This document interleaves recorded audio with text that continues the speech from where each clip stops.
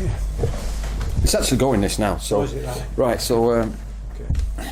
so welcome, Diamond Dack. Hiya, Pat. Nice to see you again. Nice to see you at a successful nightclub.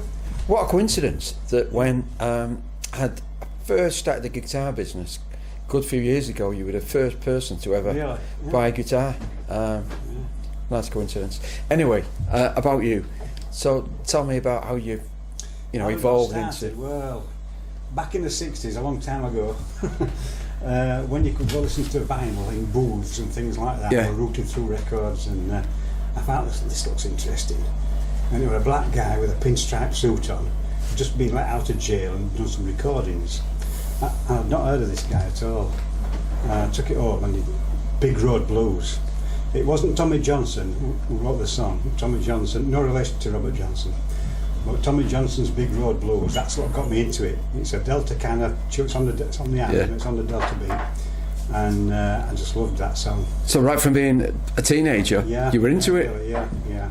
And is that what you've always followed? That you've been in bands with that? I played in rhythm and blues stuff, Chuck Berry stuff, all that kind of stuff, early Stones and that.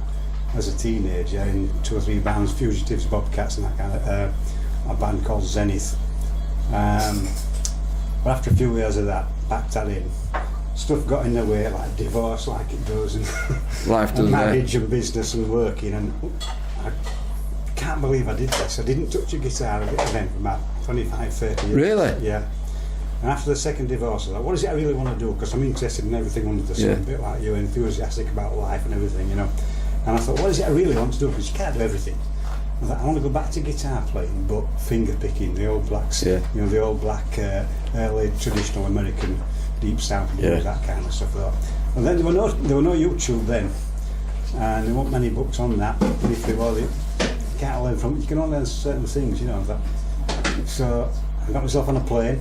I went to America for the first time on my own. Went to all the places you're not supposed to go on your own as a white person. Yeah. And I learned from lots of black guys that could do it, and they were just so generous with the time. And a lot of them became, some of them were quite famous. They became good friends. Unfortunately, a lot of those have now passed on. But very friendly guys and very generous with the time, passing things on to me. And I got into it from there really. And I kind of met. So how's it progressed now? Time. I mean, you gig a lot, don't you? I do, and what I thought, look, I can't believe I'd left the guitar alone for so long. So I was putting 8 and 9 hours a day. Really? I took a guitar to work. I was working night shift. I was getting up at 2 hours early in the morning practicing. I'd practice in my lunch half hour, 10 minutes eating, 20 minutes play.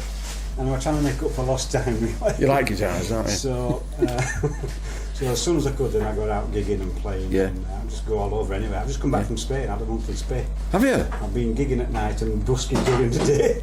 Fantastic. And I found out there's a blues festival down there in November, so I'm hoping to go back there.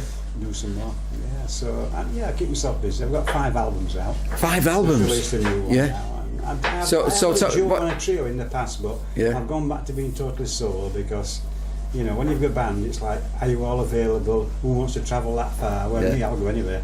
I've wanted to ask myself, do I want to go? So you got a new album out? All right, something. Called Every Day. There's 20 tracks on it. 20 tracks? Yeah. I like to give value for money. You do? Yeah. 20 tracks. Well, it sounds like things are going well. Yeah, thank you, Pat. Yeah, it is, Yeah, I think that's our 5 minutes, easy.